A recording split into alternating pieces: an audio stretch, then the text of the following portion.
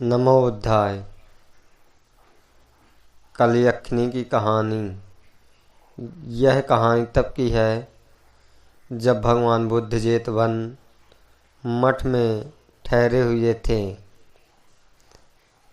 यह धम्मपद भगवान बुद्ध ने उस बांझ स्त्री के संदर्भ में कहा जिसकी एक दूसरी स्त्री से शत्रुता अनेक जन्मों तक रही। तब एक श्रावस्ती नगर में गृहस्थ था जिसकी पत्नी बांझ थी। तब उसने दूसरी स्त्री से शादी की। शत्रुता तब शुरू हुई जब बड़ी पत्नी ने उस नई पत्नी का गर्भ गिराया जो बाद में संतान को जन्म देते वक्त मर गई। बाद के जन्म में वो दोनों मुर्गी और बिल्ली बनी। ऐसे शत्रुता निभाते हुए वे दोनों उनके अगले जन्मों में कबूतर और तेंदुआ बनी। वे एक दूसरे के बच्चों को मार डालते थे क्योंकि उनके मन में प्रतिशोध की भावना चलती आ रही थी। फिर बाद के जन्म में उसने श्रावस्ती के कुलीन घर में बेटी के तौर पर जन्म लिया और दूसरी ने नरभक्षी काली के नाम से जन्म लिया। नरभक्षिणी कलयखनी उस स्त्री और उसके बच्चों को मार डालने पर तुली हुई थी।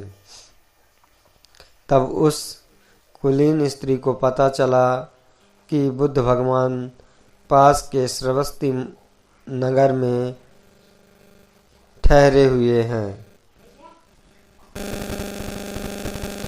तब वह कुलीन स्त्री बच्चे को लेकर भगवान बुद्ध के पास खुद और बच्चे का बचाव करने के लिए भाग पड़ी और बच्चे को भगवान बुद्ध के पैरों के नज़दीक रखा। मठ के बाहर द्वार की रक्षा करने वाले देव ने नरभक्षिणी को रोक रखा था। बाद में बुद्ध भगवान ने दोनों को बुलाया और शब्दों से फटकार लगाई। भगवान बुद्ध ने दोनों को बाद में उनसे कहा कि किस तरह वह पूर्व जन्म में एक ही पति की बीवियां थीं और किस तरह उनमें वैर उत्पन्न होकर अनेक जन्मों तक एक दूसरे का बदला लेती रहीं। भगवान बुद्ध ने बताया कि किस तरह उनके अंदर वैर, घृणा और प्रतिशोध की भावना और ज़्यादा घृणा और वैर निर्माण